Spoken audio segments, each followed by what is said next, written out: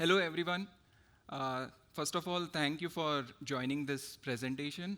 Hi, I am Nikheel Savant, and I work at Meta as a software engineer, and I was one of the engineer involved in bringing up the Ray-Ban smart glasses. And today we'll be deep diving into Bluetooth internals and how we could leverage Bluetooth with the wearables combo. So from fitness bands to AR glasses, Bluetooth has always been powering the wearable revolution.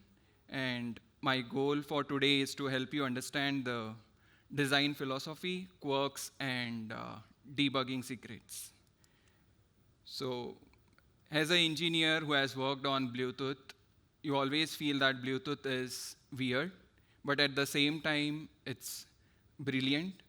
And the reason for that is every call you make is a request, not a command, that it might be successful or not.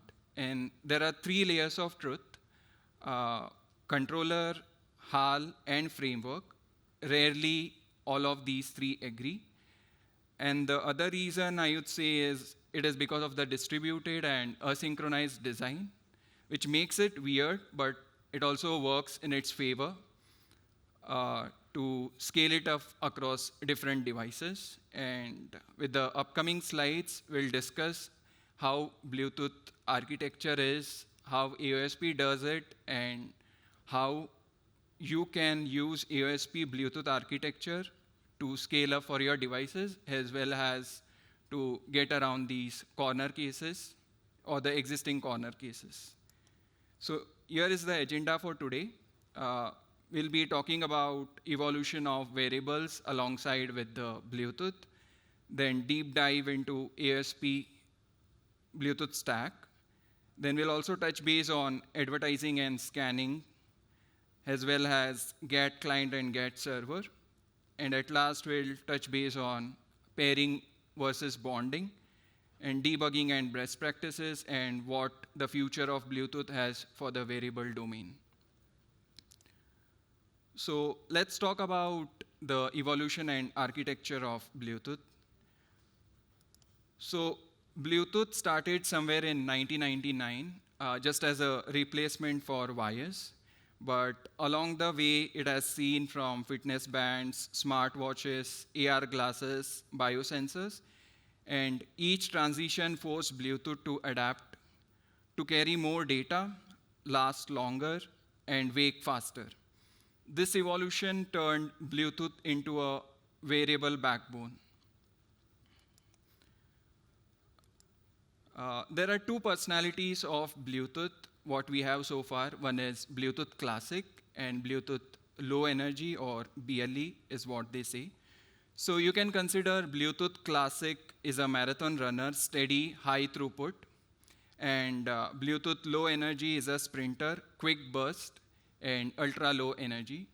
And when you compare this with Wi-Fi, you can say that Wi-Fi is the most power hungry versus Bluetooth Classic, medium, and then Bluetooth Low Energy has very low power consumption.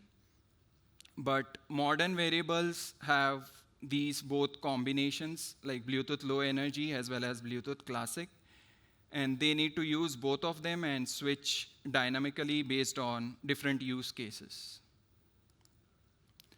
So this chart represents what are the differences between Bluetooth Classic and Bluetooth Low Energy. If you consider primary use case for Bluetooth Classic is streaming your audio or voice calls, which requires like a pretty good bandwidth, versus Bluetooth Low Energy is mainly used in sensors or variables to exchange some intermittent burst data. So power consumption wise, definitely Bluetooth Classic would be on the higher range compared to the Bluetooth Low Energy, and vice versa for throughput, where Bluetooth Classic has more throughput and relatively less throughput on the Bluetooth Low Energy. Latency wise, Bluetooth Classic has lower latency versus LE has a slightly higher latency. Bluetooth Classic is built upon different profiles. you can consider Bluetooth profiles as set of rules which are based on a physical link. For example, A2DP, AVRCP are used for music. Then HFP for telephony purposes. Then you have MAP for messaging, PBAP for phone book access, versus Bluetooth low energy is based on something called GAD-based services, which is typically very easy to extend for different services. Instead, where Bluetooth Classic, you need to have different set of rules for different profiles. Then discovery is done using inquiry and page, which is kind of synonymous to advertising and scanning, which we'll be discussing in the upcoming slides. The adoption for Bluetooth Classic has been on phones, headsets, and cars, versus LEs mostly with the IoT devices, then health devices like biosensors. So let's break down the architecture or the stack behind this magic. So Bluetooth broadly has this generic type. You have application, then host, and controller. So there are different flavors how you could use this architecture. Consider you are doing a quick prototype. In those cases, you'll have all these three components on the same chip, or system on chip, or SoC. Then you have other flavor where, consider in case of your phones where you already have a main processor or main CPU, you could have application and host. And then consider you did not have Bluetooth capability, you could attach a controller via HCI. HCI stands for Host Controller Interface via UART or USB, and voila, you have your Bluetooth enabled on that particular device. This is kind of a streamlined architecture which normally phones use. And this HCI is standard based, so consider you could have your different vendors. Consider you have Qualcomm based Snapdragon here and controller from Broadcom. And then this is a new architecture which has been developing since recent days. This is mainly to tackle power-hungry problems where you have host and controller inside a MCU or a microcontroller, and you have your application sitting in the main CPU doing the business logic, and there is a proprietary protocol to connect these two. I also want to touch base on what does application, host, and controller mean. Application you can consider as where you write your business logic, when to connect, when to disconnect, as well as based on what different metadata you try to scan and advertise. Host is where you have the upper layers of the Bluetooth stack, and the controller is where the radio fun happens. This slide would give you more detail on what I meant. Even here you could see three different types of Bluetooth terminology. One is Bluetooth Classic. Bluetooth Classic was the one which Bluetooth started in 1999 with Bluetooth 1.0. Then they came up with something called Bluetooth Smart or LE only, the rightmost column. But nowadays, devices come with dual mode. Dual mode meaning that it supports both Classic as well as LE. And here you can see how does this architecture fits with the generic one. All the components below this L2 cap resides in the controller or the MCU. Then all profile-related information sits inside host, and business logic sits on top of this. Let's see how AOSP Bluetooth architecture is in comparison with the previous slide. You have a framework which has apps or the business logic layer. Then you have something called Bluetooth stack process as well as Bluetooth native stack. you can consider this whole Bluetooth stack process and native stack as host. Uh, this is in Java land versus this is in C++, and to tie them up, there's a JNI, Java Native Interface, and your controller or the radio thing sits inside Bluetooth controller, and here it shows as HIDL, but with the recent update in AOSP, it's replaced by AIDL. AIDL is nothing but interface, interprocess communication based on this IDL files.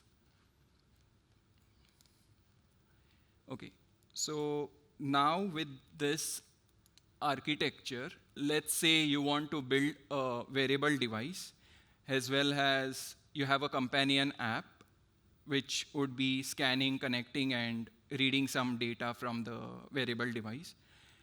That's when these two concepts come into picture. One is advertising. Advertising is nothing but you start broadcasting your existence, and there's an equivalent counterpart to this called scanning, which is listening to whatever the wearable device is. Usually advertising happens from the wearable device, either your smartwatch or your smart glasses, and an equivalent called companion app sits on the phone side, which scans for your wearable device.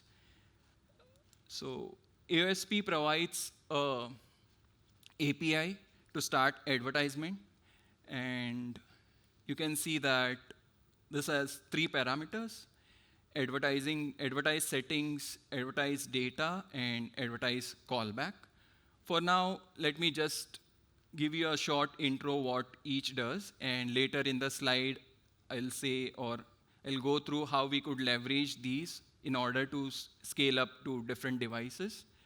So advertising settings is mainly how you are advertising, how frequently you are advertising, what different PHY configurations you are using, as well as what transmit power. Then in advertise data, it's kind of a metadata which would be used by scanner to filter out different devices and show it on the UI. And there's an advertisement callback. So if you remember from the previous slide, I mentioned that everything is asynchronized by design. In order to make it synchronous, AOSP has this concept of callback. Let's see how once application calls this API, how the flow works from end to end.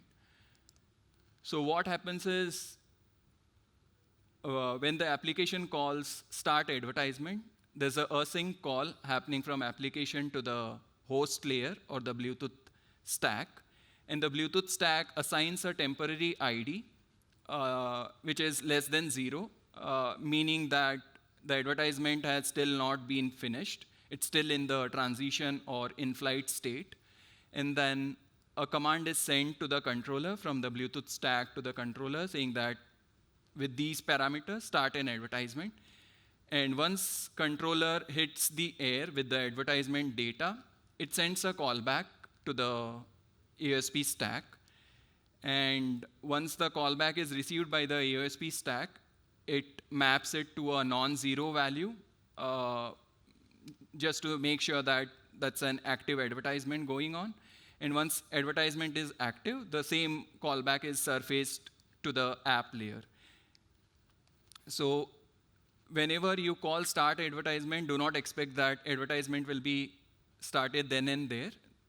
There are a series of steps which happen in between, and one of the key challenge what we have faced is advertisement leak. Consider you stop advertisement, and before the advertisement is actually started, you try to stop a non-existent advertisement, and it becomes a ghost advertisement, and there were advertisement leaks, which could lead to draining your power or your battery. So these are some of the hidden pitfalls which we have seen so far. You never call stop before callback is received, and that will lead to ghost advertisement. Then if you try to stop, AOSP stack bails it out silently because there is a negative value and it considers negative value as non-active advertisement. The other pitfall which we have seen is rapid toggles flood controller. Like consider you start, stop. All those messages end up on the controller and that just floods the controller level and it goes haywire unless and until you need to reboot your device after this. The other thing what we have seen is if you start advertisement soon after BT, like Bluetooth toggle, so once your adapter is on, application layer gets notified that Bluetooth is on, but Bluetooth is still in the transition phase where it's activating advertiser scanner. So you might hit a condition where Bluetooth adapter is on, but the advertiser is still not on. And in those cases, I'll also walk through what are different things you can take care to handle these kind of scenarios. So let me walk through the debugging and best practices. As I mentioned, always wait for the callbacks to be received. And if you want to have more than one advertisement, always have one callback per advertiser. And this is a go-to tool kind of with the AOSP to debug all Bluetooth related issues. ADB shell dumps is Bluetooth_manager. So it captures a snapshot of what is happening at that particular moment and kind of a history. And this technique is mainly for back-off retries. Consider your Bluetooth was turned on. You attempted to start advertisement, but the advertisement module itself is not available. In those cases, try to back off with a retry with a delay instead of giving it up only once. Let's now talk about scanning. This is the other side of discovery. So since I mentioned advertisement is broadcasting, scanning is kind of listening, and it uses the same controller resources. So AOSP also provides an API similar to what we have for start advertisement called start scan. And even this has 3 different parameters. One is scan filter, scan settings, and scan callback. Scan filter is in par with the advertisement data. This is mainly used so that you do not have all the data available at the controller at the application, which is of no use. Then scan setting is kind of in par with advertisement settings, where how frequently you want to scan because every operation is power hungry. And scan callback is similar to advertisement callback, just to synchronize different asynchronized states between different stack. So debugging, common traps, I'd say same like advertisement, you have rapid start stop leading to stale handles, meaning that you have started and stopped your scanning, but somehow the AOSP stack did not capture the start fully. Stopping it never stops it, and it leads to a leak where you are continuously in that scanning loop, and it would just drain out your battery. The second pitfall, I would say, is too many filters, meaning that try to have a very dedicated kind of filters instead of saying to the controller, give me all the results what you have seen during the scan. There are 2 implications for this. One is software fallback, meaning that you'll have slower results, and the other is it will be power hungry event. And try to limit the scanners to maybe 5 to 7, and callback batching delays. So if you have a lot of things batched, then there might be a situation where you receive your callbacks after much delay, and you need to account for it. So always try to have a state machine-based approach for these kind of things and account for any delays between different layers. And even for this, debugging scans highly rely on the DUMSys Bluetooth manager. Then try to validate the PHY. So Bluetooth supports 3 type of PHYs, or the physical links. One is 1 mega, 2 mega, and coded. As well as try to use targeted filters to reduce the load. So now we have touched on advertisement and scanning. And consider you have built an app where you could scan as well as you could advertise from the wearable device. Now the question comes as somehow management thinks, oh, now you have a working solution, why not we have more than one device in the pipeline where you could leverage this. So that's when this comes into picture. You could do that using something called service UUID and manufacturer data, which AOSP already provides. So you can consider service UUID is kind of a service, identifies a service, what the device provides. Consider if it is a heart rate monitor, it will have a service called heart rate. And if you want to fetch some device info, it will have a service device info. And along with that, you could also define a custom-based UUID. And that custom-based UUID will be tied up to your own organization. And the same UUID will be used in scanners. Like consider you have 2 to 3 wearable devices in your vicinity, but on your phone or on your app, you only want to scan devices which are supported by your organization. And that's when this custom-based service UUID is handy. So the Bluetooth has something called SIG. SIG stands for special interest groups, or it's a standard body which defines different Bluetooth protocols. So SIG has already defined numerous 16-bit UUIDs, like you can say for heart rate, it has already defined, for device info, it has already defined. And then if you want to define your own custom-based, you need to register your UUID with the Bluetooth SIG so that none of the other organizations can claim that service UUID. Similarly, now you have a service UUID, which is tied up to your organization, but still you need to have a way where you want to show smart glasses as well as your smart watches. And that's when manufacturer data comes into handy, where this is a company-assisted identifiers and mainly used to convey model number, hardware variant, and firmware version. And it's 31 bytes of data. It might be less, but keeping it compact so that it does not overload the controller. You can parse it via companion app for product-specific onboarding.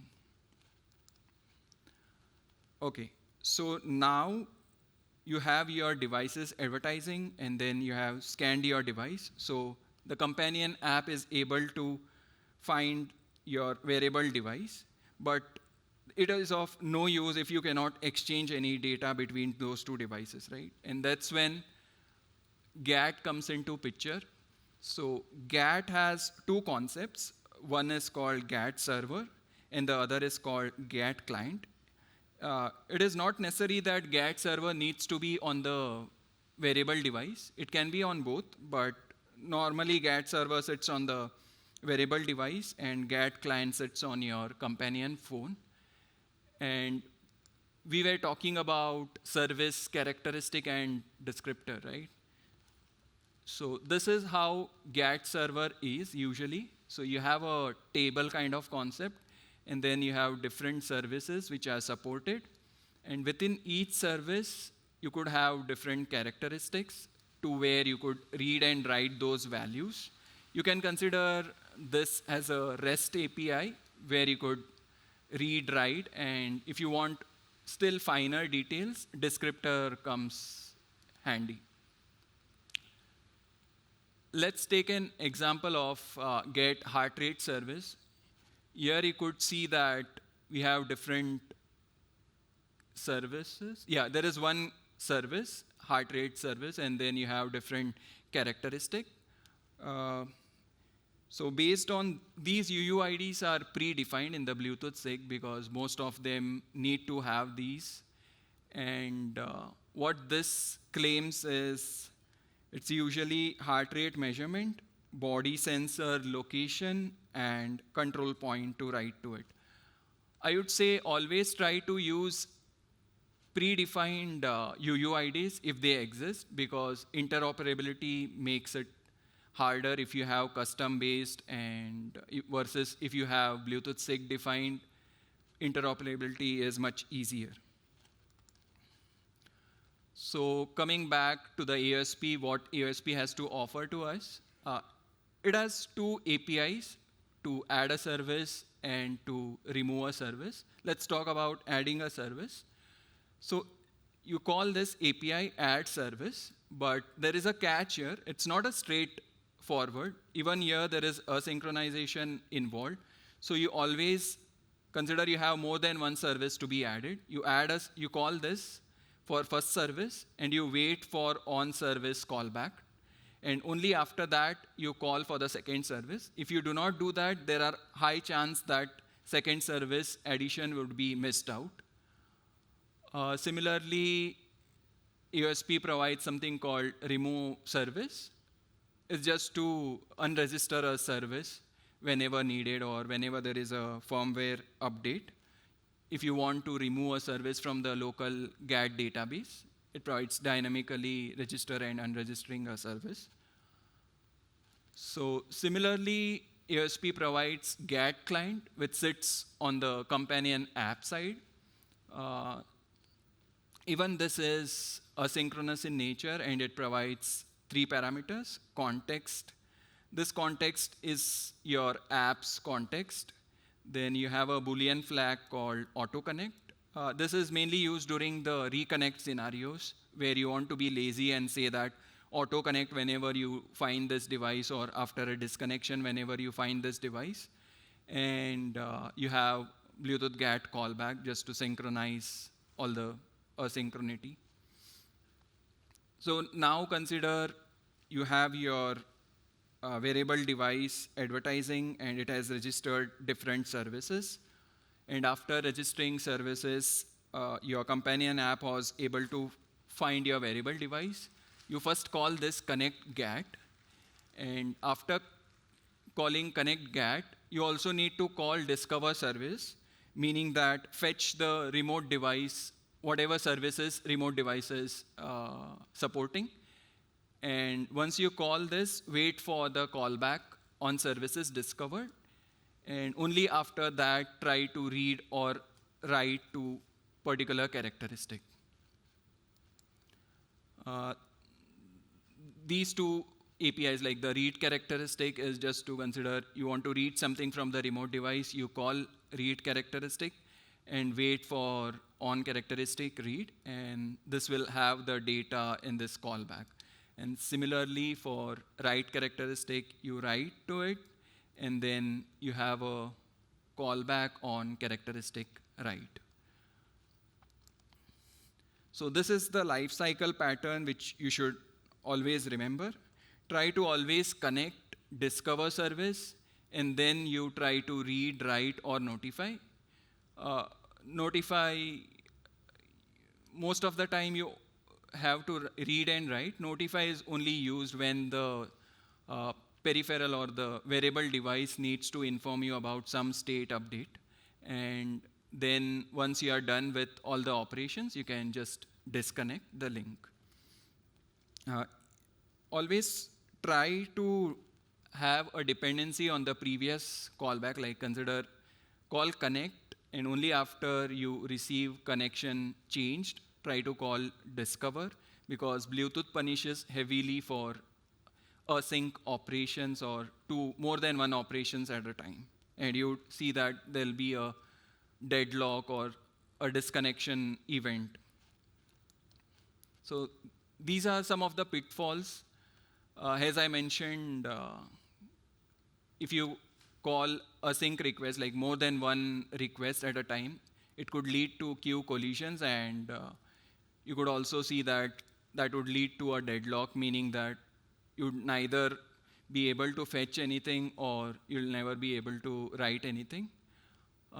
This is one scenario which happens always after the firmware updates, where your companion app thinks that the previous discovered services are the ones which are updated with what your wearable devices. So always try to refresh the services, like always on connect call, try to call discover services. But if you know that your firmware would not change any services, then you could skip the discover, and that would give you some enhancement in reconnection times. And there is one more cross-profile interference, meaning BLE and classic, because both of them work on same 2.4 gigahertz band. Some of the debugging tips: try to log all the callbacks. Then whenever there is firmware update, always try to clear the cache or the GAT table, and try to have a separate connection or reconnection handling from the app logic, meaning that you have the connection handling at the Bluetooth stack layer, and UI layer just does the interface to the end user. Okay, so that was of connecting and exchanging the data. Let's talk about pairing and bonding. How does this come into picture? So consider you have your wearable device, and then when you meet it for the first time, the connection looks good. But now, whenever you reboot your device, or if your device goes out of range and comes back in range, your Bluetooth device won't be able to reconnect, because Bluetooth has got a concept called address rotation.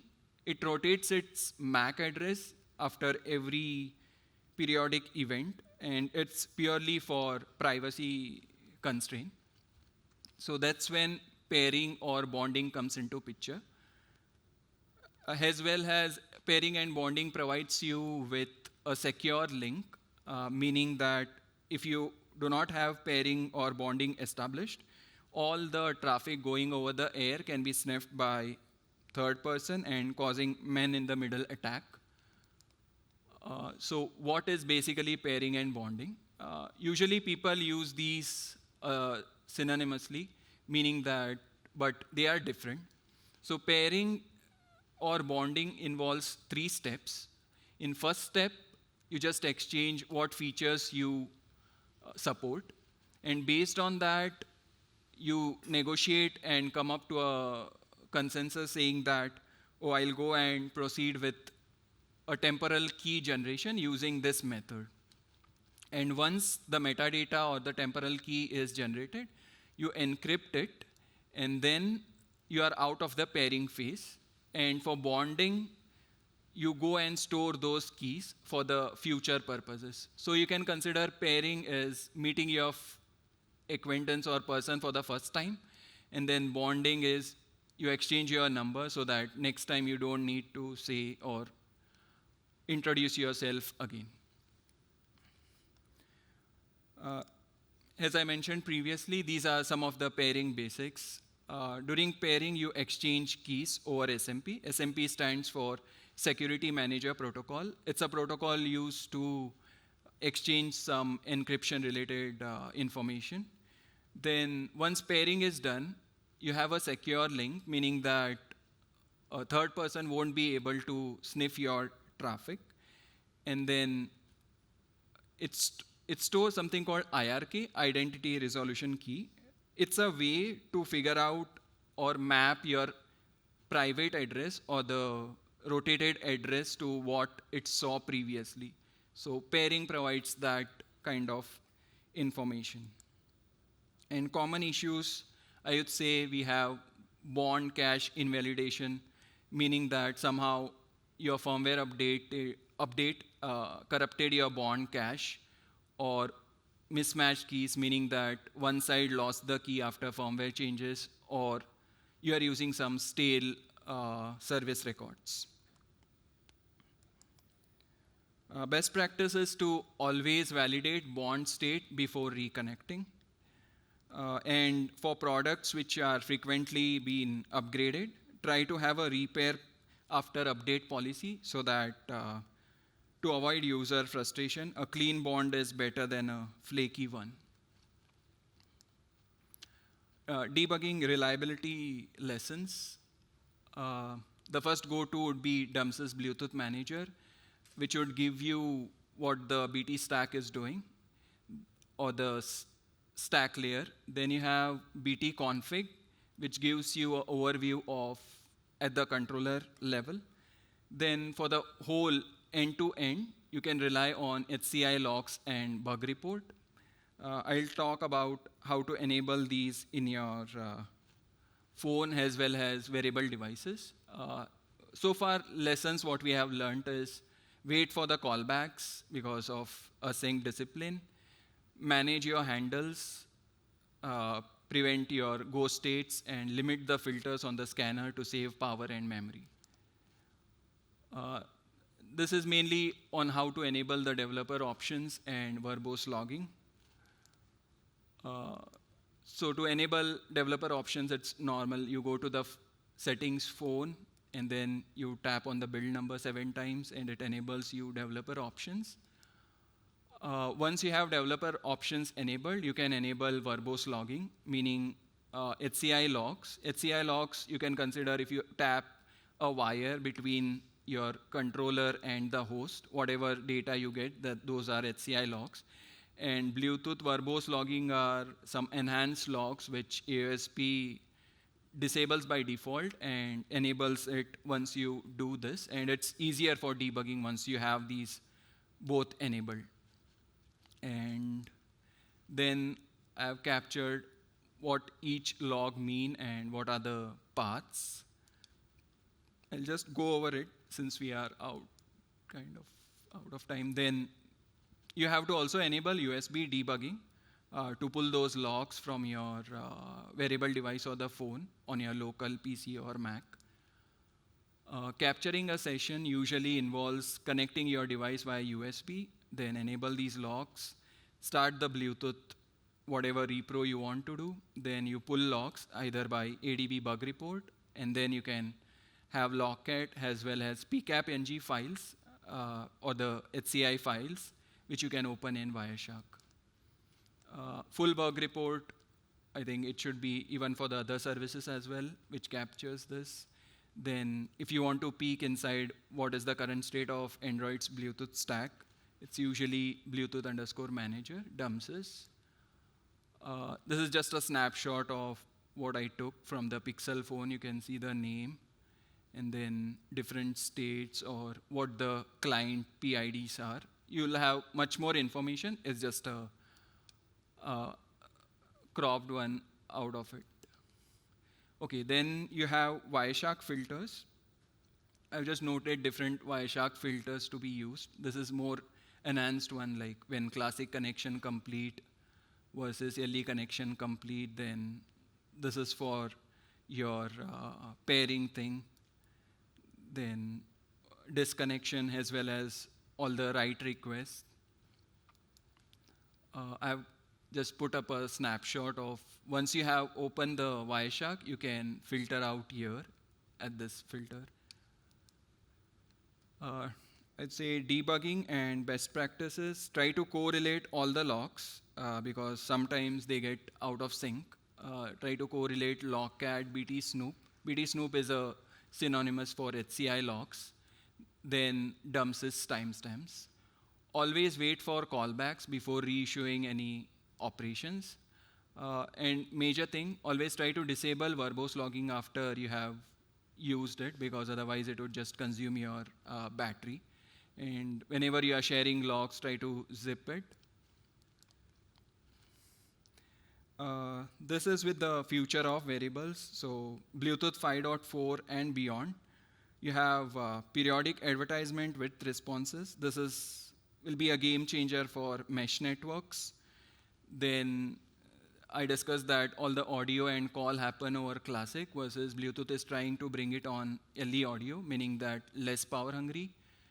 Then hybrid coexistence, Bluetooth, Wi-Fi, and UWB, since all of them work or have at least their leg in 2.4 gigahertz. Then the hot topic of AI-driven adaptive PHY and power policy. So with this, I conclude Bluetooth is weird, and that's what makes it brilliant. It's asynchronous, distributed, and adaptive, just like the world it connects. And thank you so much for joining today's talk. And I hope I was able to give at least a glimpse of what happens under the hood when you try to pair your device. Thank you.